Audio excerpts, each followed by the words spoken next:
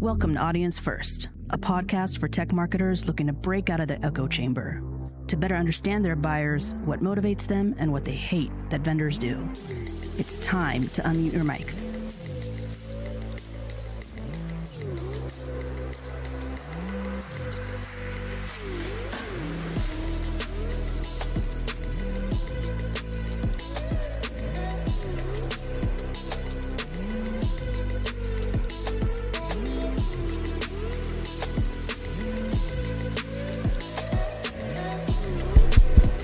Are you ready?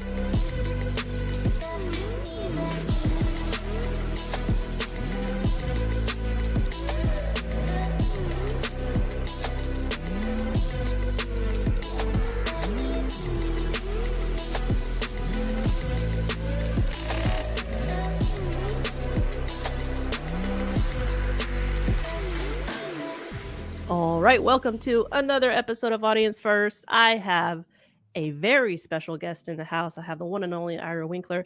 But before we get into the introductions, Ira, I have to tell the backstory of how we officially met, quote unquote. This is a unique anecdote from my early times as a cybersecurity marketer. I was working at a startup in Israel and was the demand gen marketer there. And all of a sudden, one morning, I get a heated email from one Ira Winkler. And I remember in the email, Ira, you had said something along the lines of, I will never do business with your company. You guys really, messed up on this one. You should never call me on my personal mobile phone for follow-up. And I was like, whoa, what happened there? Why? What's going on? I remember we had to kind of remediate the situation. And I was like, okay, we got to fix this. And now you're on the show. Like you're kind of why I created Audience First, to be honest. So you're at fault.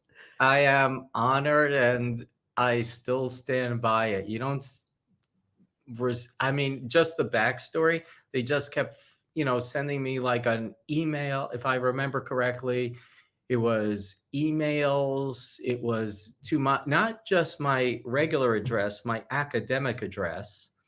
And then they started sending me LinkedIn messages. And then they said, oh, we haven't been able. And then I got a call on my cell phone. And it was like, well, I wasn't able to get a chance to get to you through your LinkedIn. So I thought I'd just give you a call. Yeah. And I'm like, yeah, I mean, I literally told the guy. And the problem is, he was doing what he was doing. And the question was the company supportive of it? And they need to know what their people are doing. That's why I email, because it's easy for me to just complain, letting people know if this is your practice, might not be the practice. That was the hope. Sounds like it might have been. So that's a separate issue. Yeah. Well, I appreciate that you were brutally honest with us. I certainly listened. I know our CEO and CMO listened. So I don't know if that's rare. Maybe some listen, some don't. But I wish more listened. Let's be real. Otherwise, I wouldn't be sitting here kvetching to everybody every week. But Ira, it's a pleasure to have you on the show. How about you tell everybody, who are you, what do you do, and why the hell do you do it? Well, my name's Ira Winkler. I'm currently CISO of Size Security, which is a company in the cyber risk optimization space, kind of cyber risk quantification, but a lot more. I also am, I don't know what else to put in. I'm putting together CruiseCon, which is exactly what it sounds like, a conference on a cruise ship, where I got Admiral Rogers to be the keynote. So we will be the flagship of cybersecurity. But most important, it's available to everybody, not just invite-only executives and stuff, which I think is important. And then also wrote 8 books, including You Can Stop Stupid, Security Awareness for Dummies, and a few others. And throughout my career as chief security architect at Walmart, chief security strategist at HP, started a couple of companies that I sold, and then maybe someday I'll finish my PhD, hopefully 2025, although I said that about 2024, so we shall see. And I thought I did a lot. I mean, that's it. That's quite a lot. And Seems like you're on a roll there. But you mentioned something very compelling to me. CruiseCon, Mhm. open to everybody. Now, when I when I entered this space, everybody wanted to get in touch with the CISO. CISO, Mhm. CISO, CISO. Da, da, da. But in talking to practitioners and CISOs, I'm like, okay, well, they're telling me, you don't need to just talk to me. You got to be talking to my lieutenants. You need to be talking to the practitioners, the architects, the engineers, the directors who work for me, right? And I feel like we're kind of in a moment where vendors are starting to understand that we should be talking to the practitioners as opposed to just targeting the CISOs. You mentioned now again, like I said, it's open to everybody. Why are you opening that to a broader audience? Well, frankly, I got to admit, it's frustrating at different points in my time. Like I said, I've been senior executive in massive programs, and I could literally, and like, I was talking to some people, maybe we'll go into this, but there's a tiered system when you go to conferences. It is a completely different experience when you go to a conference as the CISO of a Fortune 200 company, or especially chief, even chief security architect of a Fortune 1 company, where you're invited to the president's dinner, where like literally the president is there, not of the company, but of the, former president of the United States and things like that, where you get like lavish dinners and stuff like that. And, every so often, like, I'll maybe there's a concept of VVIP or Mhm. P or previous or PIP, previously important person. I stole that name from David Stender, Dave, who used to be CISO of the IRS. Then all of a sudden he left the role after being CISO of a Fortune 20 bank. And then what happened was he couldn't get an invite anywhere. Mm. I'm like sitting there thinking, but like it's important to like be like experience the best. Like, I was invited, for example, to the Team 8 retreats. Team 8 takes people out in the desert of Israel, or recently out in the, forest of California, where you get together with other CISOs. They have like not just technical talks, but they have talks about wellness, about other things in really great locations. And I'm sitting here like, why? No offense to my friends who are at this level, but why should this type of content, why should this type of networking, why should this type of experience be reserved for just a few elite, when the networking is even more important when you're at the lower level? Again, if I'm Mhm. chief security architect of Walmart, I could pick up the phone and get anybody in cybersecurity on the phone within a few minutes. But if I wanted to go ahead as a normal person, if I want to go ahead and figure out how do I get my next job as a, like mid-level person, or or how do I potentially meet a good qualified mentor to provide vision if I'm at a lower level, you're not exposed to that sort of stuff. You're stuck in, and I by no means I'm trying to denigrate this because it's an important experience, but like the FOMO party at RSA, where like 1,000 people show up, and like even then it's like you're on the wait list and stuff like that. And maybe you meet a few good people, and I still go to those events and I meet people who have no idea who I am. And it's important to meet people at every level and talk and see what people are experiencing.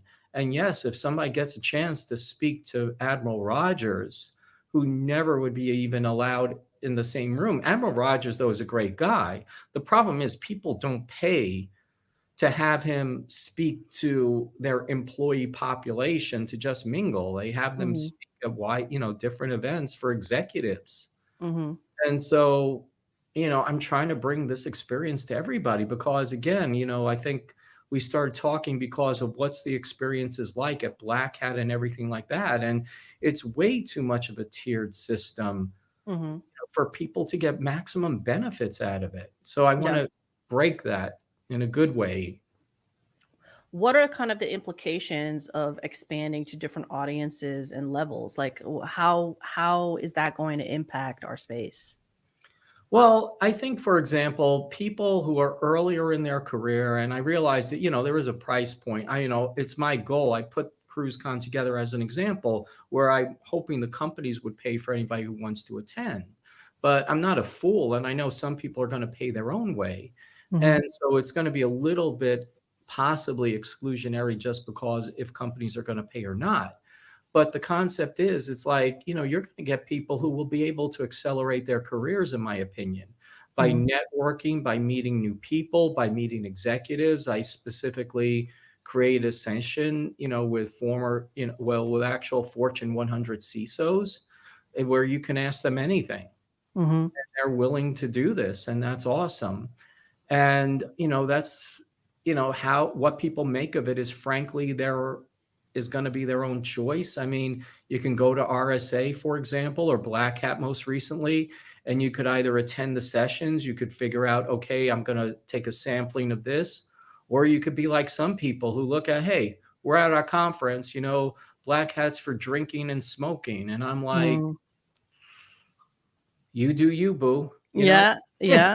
I'm looking here at the sessions. That looks great. Great speakers too. I Yeah. want in. Well, you're invited to pay. We might have you. We're actually, there is CruiseCon Light in October 25 potentially. Woo. And then a second edition that's already penciled in the following February. But No, that's amazing. might have you because because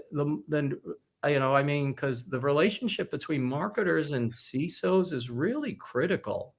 Why? Why? Because in my opinion, here's the thing. So you mentioned also like talking to the deputies. Let's say, for example, like when people would approach, I wrote a post on LinkedIn where when I was, at Walmart, I literally had people stalking me. Like there was somebody who came, like you could tell they were running to catch up to me because they were out of breath, saying, "Oh, what a coincidence to meet, catch up with you." And I'm like, "Who the fuck are you?" You told me I could curse. Yes, But 100%. I'm like sitting here, like, I'm here with my wife, I'm with a friend, and you're like stalking me, and you're not going to get it. And frankly, I'm the wrong person. The people who have the needs, and again, to marketers and salespeople, if I'm ever going to give any guidance, is you need to be like a thought leader in your field. You need to generate thought leadership that, for example, any large organization, if I, for example, have a privileged access management problem, as chief security architect or CISO, yeah, we know that's the thing. And great, I have a team of 30 people who do just that. And if there's something that they need, they're going to bubble it up and say, hey, we need this. And I'm like, and they'll be like, okay, fine, find a solution. And those are the people that are going to go out, they're going to Google, they're going to see who, maybe a few of them go to conferences. There's not a lot of people at lower levels who unfortunately go to conferences, and so they're going to go out, they're going to, maybe ask their friends, but you need to generate thought leadership. And then these people who we trust intimately to do their jobs well are going to say what they need. And frankly, if you are like one of those people who sucks up and shits down, you're shitting on the people who are going to bring your product to us for approval. Yeah. So yeah, go ahead. I'm sorry. no, you're all good. I didn't want to interrupt your train of thought. So if there's anything you wanted to Oh, no, it would You got just be some more curses probably. Oh, okay. So save those. So you talk about thought leadership, and I hate throwing that term around, but really it's like, before we hit the big red button, I said, like, can you actually like form an opinion? There's thought, but there's also opinion, and staying behind that, right? Like, I think why, if I may toot on my horn a little bit, which I don't do very frequently, and I probably should. I think the reason why what I've been doing has been resonating so much with folks, not just on the marketing and sales side, but also the practitioner side, is because I've formulated an opinion and I've stuck to it. That's hard to do, especially when you're like, as a marketer, faced with so many aggressive growth goals, and sometimes you can't even like think about what it is you want you want to think about, because people are breathing down your neck. I've been there. Like, you have investors breathing down your neck. You have your CMOs. There's the CRO breathing down your neck. The CEO wants to see predictability and tangible results. Like, what, though, do you think marketers and sellers can do to form an opinion? And like, what kinds of opinions and thoughts and thought leadership, quote unquote, if you will, would you like to see as a practitioner, trying to solve a problem that needs an outcome, but is also quite active on LinkedIn? So, in the first place, when I say thought leadership, and we're talking products like privilege access management, Mhm. I'm just making that up. But, that's an example where I need to see, like, if somebody is going to be there, it's like, okay, privilege access management, Google that, vendors privilege access management. Who is generating articles that will help me do my job? Maybe it's some how to, maybe it's some where is the market going, maybe it's something. How is my product better than the rest, and doing product comparisons and things like that. I don't know if you'd call that thought leadership, maybe, as opposed to more targeted technical materials per se. But a lot of companies, they put all their money into cold calling people, and maybe that works for them. I don't know. It's probably dependent upon who's doing the work more than it's dependent upon the means, I found. But, companies need to become a magnet. And a magnet means that you are going ahead and attracting people with the information that a potential buyer or practitioner related to your tool, practitioner in the field that you're in, who would use your tool, are going to come to. And Mm. organizations like, so for example, I've done some work with, independently with, security awareness. And like, for example, they've had me generate white papers on why, for example, is this approach better than another approach? And that way, if I'm in the mood for looking for example, a phishing, simulation tool, I could look at that and read this document and say, does this document make sense? Now, how many companies are actually putting their money into generating useful content for practitioners and not stopping to recognize that the person they're after might not be looking now, but will be looking in the future? Hmm. And so if I'm sitting here, to your marketing fans or something like that, I'm probably thinking, okay, what's going to be more useful in the future for potential sales? Because you've got to do, like, people are like, what's the funnel? Where are my leads coming from and everything like that? And okay, you've got to realize that a lot of your leads are not your leads now. They are your leads months or a year or more from now. And you've got to start this. And yes, you need to put out some, not by calling me on the phone, but you've got to go ahead and start to go ahead and generate this funnel of thought leadership. Because because you're going to attract the people at the lower levels, you're going to attract the people who are doing the work, and they're going to go ahead and find it and bubble it up. Maybe Hmm. if you're dealing with a smaller organization, because I realize, I kind of, like, one of my friends told me the cyber poverty lines, like the Fortune 300 and below. And I haven't so, heard that before, cyber poverty line. So I gotta. yeah, one of my friends, Todd Inskeep, if you've not, Yep. he's actually done research on what level of people actually have the budget sufficient to do their job well. And Interesting. by going ahead and extrapolating, for example, well, generally 10% of the company budget is going to IT and 10% of that's going to cybersecurity. You look at roughly at 1% of the corporate revenue going down to cybersecurity. Hmm. And then which organizations actually have that 1% matter? And when you get, according to him, it was like, about a Fortune 300 below that, it's hard to come up with a good cybersecurity program that's fully funded, staffed, equipped, and so on at that budget level for that revenue, for that level. Because at some point when you're big enough, it kind of levels out because you operationalize things.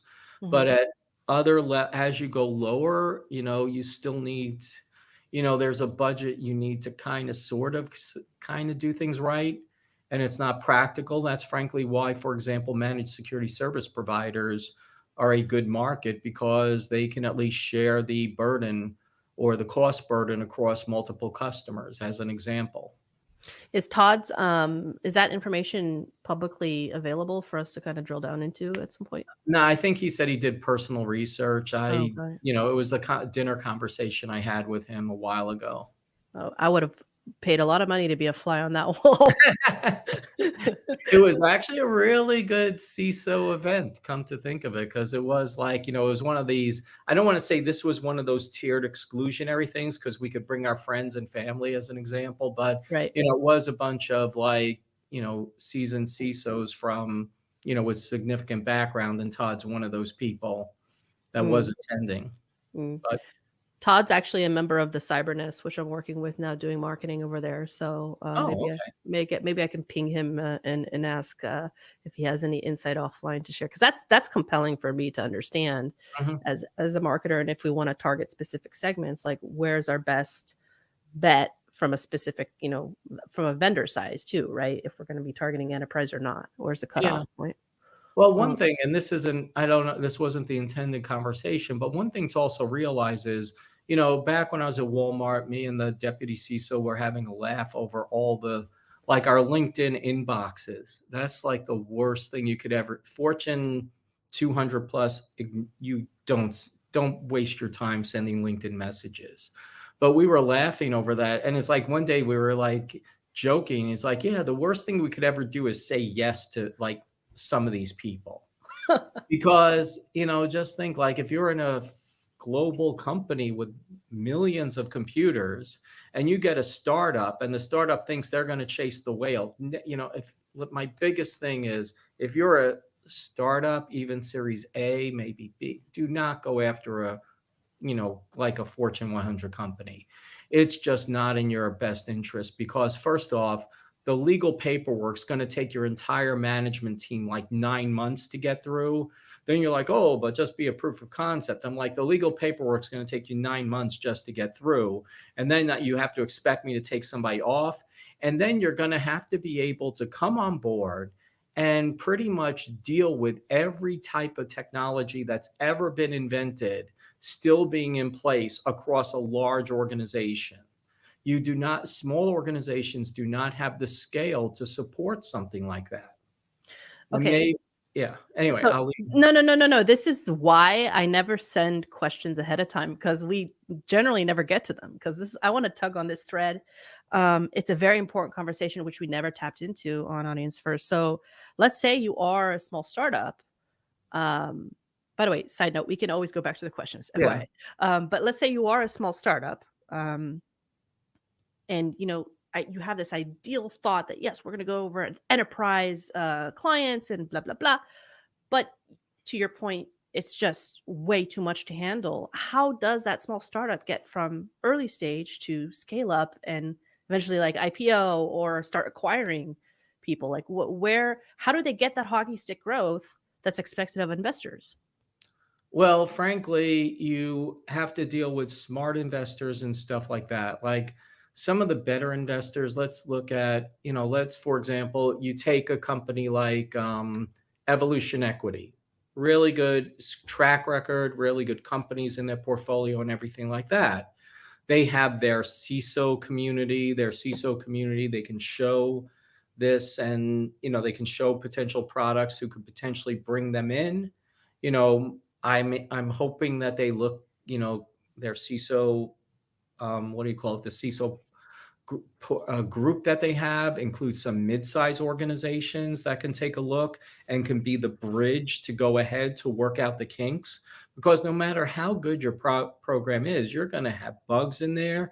You're going to have compatibility issues. You're going to have a variety of acceptance issues. You're going to have operational issues and so on. So if you can get a good investor, which frankly most organizations can't, that's one thing. But then you frankly have to hit the pavement, as they say, and just start working and focusing on people who are going to be more receptive. Focus on like the people who, for example, might be in a mid-sized company and say, hey, I need something new at this. And it's like, I remember an old Dilbert cartoon where Dilbert, the pointy hair manager, walks in and says, "Hey, we've outsourced your job to Northern Albonia." And then Dilbert replies, "But I'm working on a defense contract and, with top secret information, and Northern Albonia is hostile to to our country." And the pointy hair manager goes, "Well, all that's true, but we have to balance that off with the fact they're willing to do the work for free." Mhm. Now, if you can get this by offering some compelling pricing and everything like that, that's critical. I can't tell you how to be an entrepreneur because, when I started a company, I was a little bit blessed by having a reputation, a background, and connections to Fortune 50 CISOs. That when I started my company, my companies were like GE when it was a real company. Um, Uh-huh. Mhm. when it was the Global One, as an example. Um, when people recognized me, when I could put something out on LinkedIn and people would just say, "Hey, I need that." Other people, you're going to have to find what works for you. I need I need to see everybody's different. But again, if you could start with some mid-sized companies, because again, everybody has this vision of like chasing the pot of gold at the end of the rainbow, but you're probably stepping over a lot more gold to get to that thing that's never going to come together. Yeah. That's great advice, by the way. I think that's applicable not just to security startups, but really any entrepreneur who is trying to grow a business. Mhm. I Um, appreciate it. all right, I want to shift back to kind of the core of what we wanted to talk about, which is some of the black hat stuff. I mean, you were there.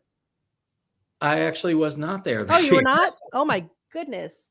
I thought I saw something I you was get at. around, but I mean, I spoke about it in general, but I Yeah. mean, it was like I literally had no like so I actually had a presentation that I was told but was rejected in the final round. Like almost made it. I'm doing academic research for my dissertation, and I found with 100% accuracy an AI algorithm that can predict susceptibility to phishing vulnerability. Okay. So anyway, that didn't make it. They apparently have other good presentations. I know the people on the program committee, and if they said it was not among the chosen, I respect them.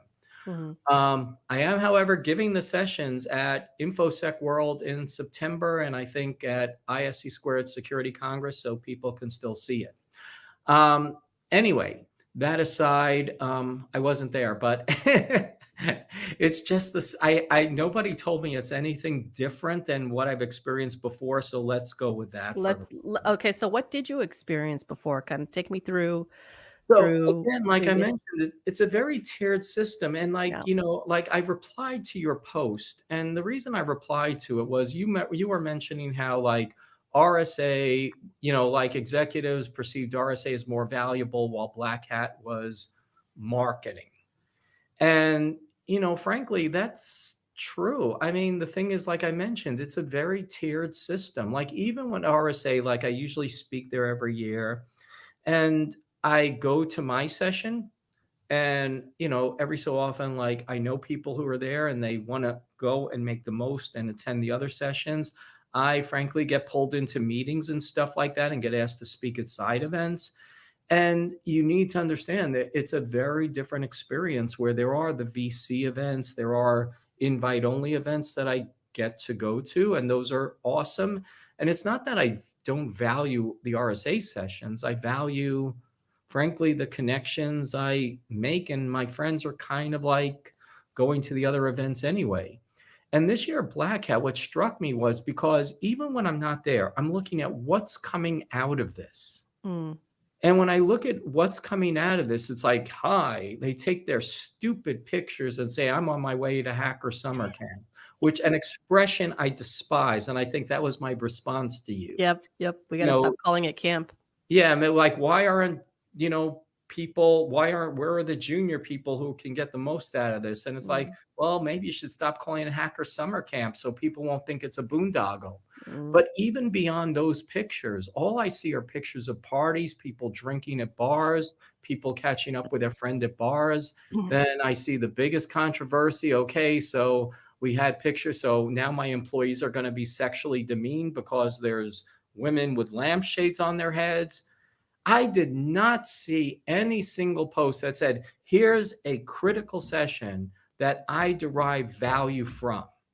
I didn't see that at the keynotes, at least for example, at RSA. You can point to good keynotes. You know, So yes. it's interesting you say that because I fortunately got access to a briefings pass. Shout out to Veronis, Rebecca over at Veronis, who gave me that pass. And I was Mhm. like, this is like the prime opportunity to go into the sessions and extract insights. Like, but I went through the sessions. I didn't find anything from the titles, at least, and that I didn't find anything compelling to go to because it was all like a lot of vendor pitches. Yeah. And I want to hear about the experiences. There's research, but like I almost feel like and this is also verbatim straight from another CISO's mouth. It's like they showed me the keynote and it was literally he said it looked like an Ariana Grande concert. Like at this point, like yeah, I where mean, have we lost the mission of research so oriented value to the conference goers to well, so let me go like, actually somebody also I've replied to them on the same string. Like, when did Black Hat become so commercial? So I was actually, as background, the first keynote at the first Black Hat in, I think it was 1997, maybe. You know, and at the time, the way Black Hat came about was DEF CON started becoming a little bit more commercial, not in the organization per se, but in who was attending. Like you had more business executives, you had more companies showing up to try to find people. And somebody said to Jeff Moss, hey, you're getting all these corporate people. Why don't you do a more corporate event? And this was frankly even before RSA was a major thing back in 1997. And what happened was, so Jeff organized Black Hat with the specific thing of getting sponsors. And my company at the time, I got them to sponsor the event. They then backed out because they thought they would get repercussions for supporting hackers at a conference called Black Hat. And so they took they asked to have their name off. It was a bizarre thing, but the goal was, it was like the time ICSA and another company. I left ICSA in no large part because of my arguments with them over that. But other people were like, there was one other sponsor. But then as that became successful, it moved from the first one was at the Aladdin, if I remember correctly. And the only reason it was at the Aladdin was because the Aladdin was being torn down. Mhm. And and then they moved it after, and they didn't care if DEF CON trashed it anymore. So it was there. Then it finally moved over to Caesars for a while. And Caesars, they started getting more and more vendors. It wasn't Mhm. as huge as it is today. It was like a room with a couple tables, but so when it became that commercial, it was somewhere around, probably the mid, 2000s into the 2010s. Mm. Anyway, I don't know if that helped, but that's kind No, of where it does, but why I mean, obviously, it's opportunistically, they wanna make money, but at what point do you really think we lost the core mission of this, and, like, what's the alternative for bringing it back up? well, the core mission was always a more commercial version of Black Hat. Mhm, That was the mission when it was founded. Make money for Jeff at the time. And I think it was beneath. Yeah. So anyway, make money for Jeff, and that's what it was. And then what happened was where we lost it. I mean, for a while and I think there's a lot coming together because you started getting sessions at Black Hat that were like, okay, the DEF CON sessions, but then those speakers stay for Black Hat and give the same ones. mm, That was where most of the content came from. And at the time, DEF CON sessions were much more technical, a little bit on the edge and stuff like that. So that was fine, but they were intended to be technical. And then they intended to be 0 day. mm, And now you look at 0 day and technical talks, and frankly, a lot became okay. Who was friends of Jeff for a while? The program committee was there, and you had, for example, people giving like entry level talks on database security and things like that. And it was some good content, because Jeff could pick and choose. But then what happened was they opened it up and it became mission driven and stuff to a certain extent where, you know, let's, let's just make it more grander, more inclusive. So it's not just the same tech people talking tech talks like that. Like, for example, one of the first other talks at Black Hat I remember was Mudge talking about how he came up with I forgot the name of the password cracker, where to crack the Windows NT password, where he described how the password was arranged. And we got away from talks like that. And then I think there's also other factors coming in that we need to understand. Like, for example, if we were doing there was a big focus on 0 days. Now there's no benefit to saving a 0 day for Black Hat. You can make money by doing a bug bounty. You can make money by selling to the vendor or whatever. You can still get the same credit. So there's not this motivation to still do 0 days only at Black Hat. There's more motivation not to. Mm-hmm. And then it's a matter of, okay, where's the program committee putting their focus? I don't want to sound like rotten apples. Again, I know the people who rejected my session and I trust them implicitly. I don't know about the rest of the sessions. If the people aren't getting value, they need to go ahead and sit down and say, why am I not getting value from here? Mm-hmm. Where's our focus going that people are disparaging us? I'll leave it at that for now. No, I think that's a very, very great piece of tangible advice to take away. Is like, let's self-assess what went down and actually listen to the market, right? Listen to the conference goers, even the vendors. Yeah, and maybe even like if you're not seeing enough quality in a given track, maybe you take a few sessions away and give it to another track that has better sessions. I know they do that at RSA to look at, like, there's somebody. I know the people at RSA well, so I don't know hopefully I'm not giving out any secret sauce, but there is a review that at the end of the day says, hey, are the quality of the sessions we're seeing of such a nature? And should I do a rebalance? Like, is there something from one track that should possibly, be accepted that couldn't make it into that track, as an example? Yeah, 100%. Well, we're headed to the end of the session, but we still have room for my favorite part of the show, which is the shit list. And I want to know, what is the worst experience you've had with a vendor?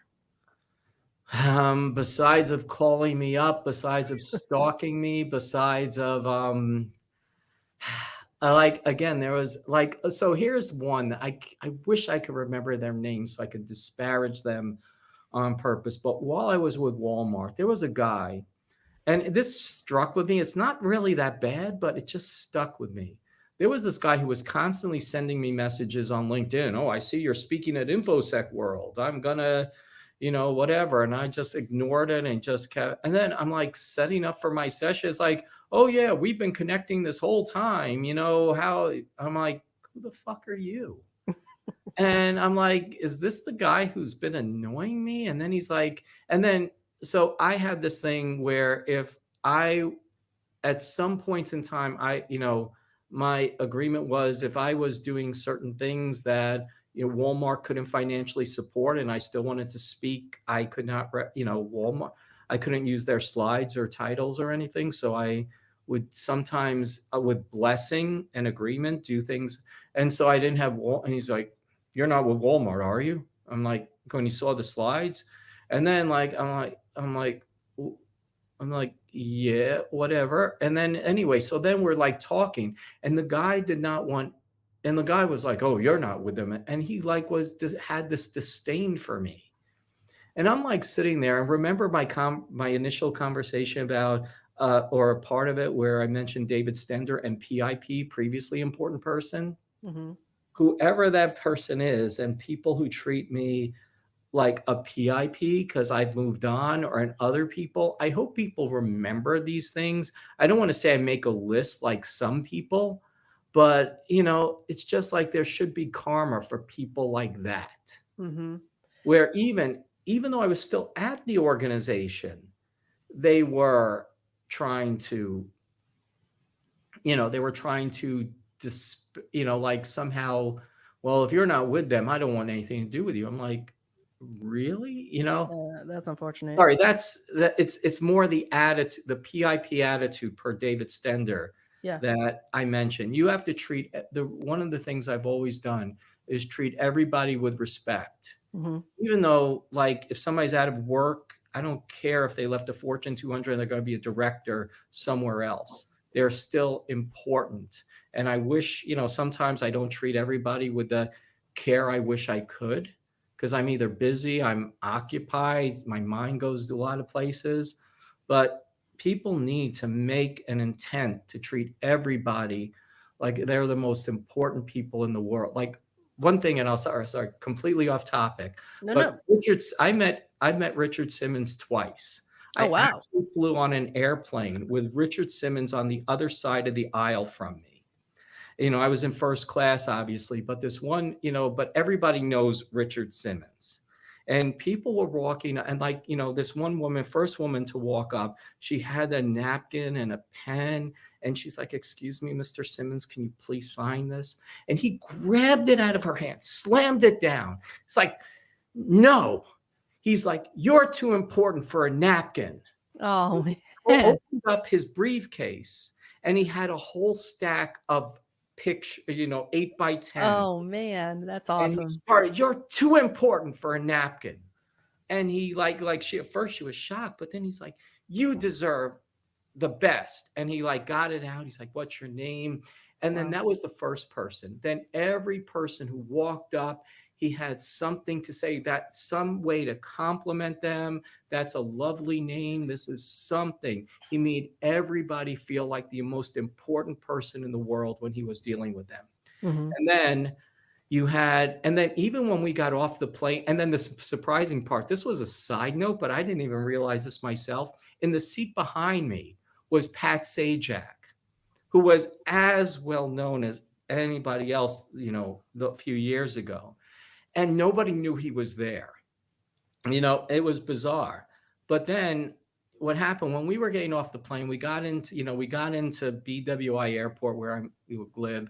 And we're getting off the plane, and I was off, I got off ahead, of Richard Simmons because he was like organizing or something.